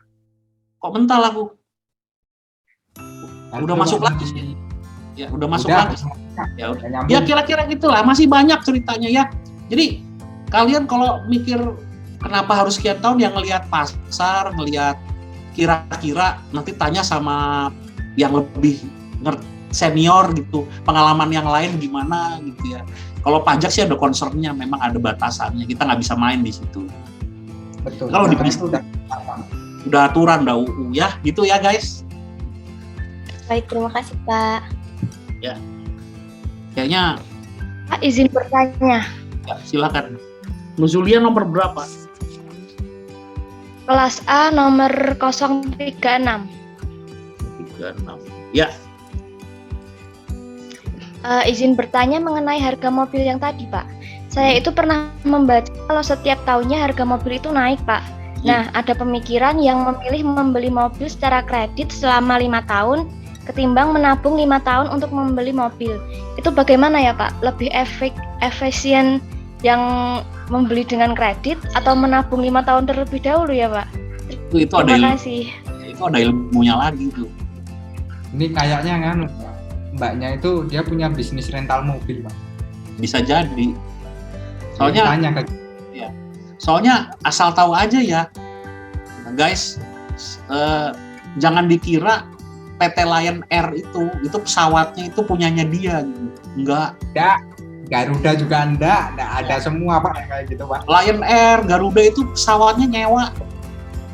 Ya, bukan beli. Ya beli cuma beberapa, Pak. Iya. Ada yang beli. Sekarang tuh zamannya leasing. Ya, leasing. Jadi kalau kita mau pakai nyewa, kalau nggak mau pakai balikin gitu aja. Ya, jadi misalnya sekarang tahan keuangan itu Pak Garuda karena apa? Dia nggak bisa balikin sewa. Saya di pajak ngajarin sih, kalau saya ngajar itu saya ajarin pakai simulasi. Kalian beli bis harga 1 miliar, terus kalian setiap dari 1 miliar kalian bisa cari duit berapa, dan bis itu bisa cari duit sendiri untuk bayar utang sehingga nanti utangnya lunas. Bisnya kalian jual, kalian utang lagi. Nah, itulah duit kalian. Jadi kalian tanpa modal beli bisnya ngutang. Nah, bisa suruh jalan, kalian masih baru, masih grace. Suruh jalan kan masih kuat tuh. Biaya perawatan dan depresiasinya juga belum banyak. Bener ya Pak Rudi ya? Betul. Nah, terus utangnya kebayar. Kalian nggak modal apa-apa, modalnya utang doang. Nah, utangnya lunas. Tahun kelima. Nah, utangnya lunas, bisnya itu Anda jual, Anda dapat duit. Bener nggak? Nah, Anda dapat duit itu Anda beli bis baru lagi nggak? Iya, Pak. Bisa ya, betul. Terus beli bis barunya utang apa? Milih utang apa pakai duit Anda sendiri? Utang lagi, Pak. Kredit, utang Pak. lagi, ngapain? Duitnya tak ambil, ini duitku. Nanti utang, suruh cari lagi jalan sendiri, terus suruh bayar utangan sendiri. Itu mobilnya apa bisa cari duit sendiri, bayar aja itu. Nanti tahun kelima jual aja bisnya, itu duitku. Aku bisa baru meneh, toko meneh saya nganyar. Ini kasus nyata juga sih Pak. Jadi saya ngotak-ngatik di rental mobil, dan itu rental mobil mewah Pak. Ya. Velfire, tahu nggak Velfire? Alphard. Ya, itu Alphard versi Sport. Ya, itu kan 1 sampai 2 M kan Pak. Iya. Itu awalnya beli itu ngutang. Iya dong. Terminnya 10 tahun. Begitu 7 tahun dia dijual, dia udah dapat 1 Avanza sama Velfire. 1 Avanza. Ya. Dia udah makan keuntungan di situ.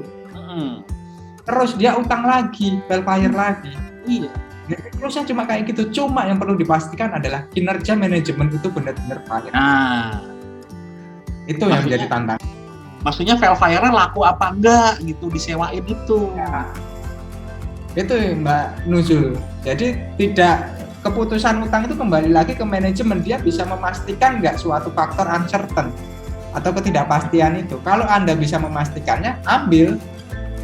Itu akan menjadi keuntungan buat Anda. Tapi kalau Anda tidak bisa memastikan hal itu, sebaiknya jangan. Nanti udah bayar bunga, asetnya ditarik, kalian malah rugi. Nah, itu masalahnya. Jadi kalian yang tahu sendiri keputusan itu. Nah, gini loh ya. Memang benar kata Nuzul tadi, menarik Pak Rudi dan kawan-kawan. Mau nabung nih, sok nggak mau utang misalnya ya, aku nggak mau riba gitu. Memang kalau ketika kalian nggak mau riba, kalian nabung. Nanti uangmu misalnya sekarang harga Avanza 200 juta gitu ya. Nah, kalian nabung 5 tahun, nanti pas 5 tahun punya uang 200 juta, memang mobil yang sama itu sudah tidak bisa dibeli dengan duit 200 juta, itu memang problem itu. Ya toh Pak Rudi? Yap, betul Pak. Itu memang banyak problem di situ. Itu namanya inflasi itu namanya. Kalaupun narik terus dan uang itu juga nilainya turun terus, uang nilainya juga turun terus. Jadi begini ya, saya itu 15 tahun yang lalu gaji 2,5 juta itu cukup hidup saya. Karena apa? Kalau saya belanja ke supermarket dengan 500.000 itu bisa dapat barang yang cukup untuk mandi, untuk kebutuhan rumah, untuk bahan-bahan dapur. 500.000 kulkas penuh. Sekarang dengan jumlah yang sama, kemasan yang sama, jumlah bawang yang sama, nggak dapat 500.000. Betul. Nah, ini juga untuk motivasi teman-teman bahwasanya di zaman sekarang ini modal uang itu nggak berarti apa-apa. Sekarang yang penting adalah modal networking, relasimu. Untuk apa? Untuk menjalankan sebuah bisnis. Karena apa? Lembaga keuangan sekarang banyak. Bahkan teman-teman nggak modal, hanya reseller ya Pak ya istilahnya, itu bisa dapat duit. Tapi gimana cara melempar barang itu? Gunakanlah relasimu. Itulah memang kalau di kapitalis tuh uang itu ya, uang tuh kalau nggak bertambah tuh salah, itu harus bertambah gimana caranya. Ya memang banyak cara sih, tapi ya memang susah gampang lah. Hati-hati, tapi harus pada kehati-hatian. Oke gitu Pak Rudi, mungkin nih udah lama loh di kuliahnya. Ya, udah 2 jam. Ini mungkin tinggal tambahan dikit untuk penjelasan tugas ya Pak Popi. Nah, silakan tugasnya aja dijelaskan. Jadi nanti akan ada 2 file di Bismart. Yang pertama itu dia menjelaskan mengenai tugas teman-teman. Di sini adalah file PDF. Nah, di file PDF ini ada runtutan informasi, teman-teman harus menginputkan dari chart of account. Kemudian di situ ada cara untuk menginputkan di jurnal penyesuaian. Nah, kemudian di sini ada contoh kasusnya dan ini referensinya, harap diperhatikan teman-teman. Cara mengisikan referensi tadi harus betul jurnal penyesuaian atau JP, sehingga kalkulasinya juga bisa jalan. Kalau tidak bisa jalan berarti kendala terbesar mungkin ada di referensi ini. Kemudian ada juga jenis transaksi penyusutan. Tadi kita sudah ajarkan juga untuk mengisikannya bagaimana. Dan nanti jawaban dari rekan-rekan itu mohon dikonfirmasi melalui posisi keuangan atau laba rugi, tergantung yang disediakan di lembar jawab. Nah, penugasannya di sini ada 4 poin. Mohon nanti dikerjakan secara runtut. Jadi nanti bisa dipahami dulu untuk penugasannya. Nah, sekarang untuk struktur dari lembar kerja juga sudah kami sediakan, yaitu berupa file Microsoft Excel yang kita gunakan untuk pembahasan soal tadi. Tapi di sini COA masih kosong. Nanti mohon diisikan sesuai dengan apa yang diperkenankan diisikan, karena ada beberapa set tidak bisa diisikan. Itu berarti diisi otomatis oleh rumus. Kemudian entries ini juga sama dengan tadi. Fixed asset juga sama dengan tadi. Worksheet juga sama. Kemudian di sini ada profit loss. Nah, di sini sudah saya bantu dengan ini kriteria pendapatan dan ini beban. Teman-teman hanya perlu memilihkan chart of account, kodenya aja yang di sini. Kira-kira yang masuk pendapatan mana dan beban mana. Kemudian ketika teman-teman ingin merapikan format laporan ini, teman-teman bisa memfilter dengan cara menghilangkan check blank. Jadi dia akan terfilter sendiri sesuai dengan data yang terisi. Begitu juga dengan balance sheet atau laporan keuangan, laporan posisi keuangan. Nah, nanti teman-teman bisa mengerjakan itu dan sembari belajar bagaimana laporan laba rugi mempengaruhi posisi keuangan. Begitu Pak Ponti dari saya. Jadi soalnya di PDF, ngerjainnya di Excel. Ya. Tadi cowok-cowoknya itu juga udah ada di PDF semua kayaknya Pak Rudi ya kuliah tadi. Ya, sudah ada. Ini kalau pakai caranya Pak Ponti nanti cepet ngerjainnya karena curang nanti diimpor. Emang ini anak spreadsheet bukan kayaknya deh. Bukan. Ada caranya itu, ada cara curangnya itu. Ya bukan cara curang sih, kreatif itu namanya. Smart. Oke. Ya, begitulah Pak pertemuan hari ini. Nanti kalau ada tanya jawab bisa di mana Pak? Forum diskusi. Makanya saya stres berapa 2 minggu ini kok forum diskusinya nggak ada yang jawab. Jebulannya nggak bisa diisi, bukan nggak ada yang mau jawab. Aduh, gimana sih ini? Baru tadi selesai dibenerin Pak. Maaf tadi. Minggu itu saya bingung sama Pak Rudi ini gimana tuh, kok aneh banget gitu loh. Forum diskusi di tempat lain lancar-lancar aja, kok di sini kok angelmen ini. Ya udah, yang penting udah bisa ya. Yap. Oke guys, cukup sampai di sini dulu ya guys. Ya, Pak. Sampai ketemu lagi minggu depan ya. Baik, Pak. Baik, Pak. Ya. Oke, terima kasih Pak Rudi. Ya, makasih juga Pak Ponti, rekan-rekan. Ya. Atas atensi, perhatian, kehadirannya. Terima kasih juga. Presensinya udah dibuka belum? Presensi dulu jangan lupa. Sudah, Pak. Oke, baik, terima kasih. Saya tutup. Wassalamualaikum warahmatullahi wabarakatuh. Waalaikumsalam warahmatullahi wabarakatuh. Terima kasih, Pak. Terima kasih, Pak.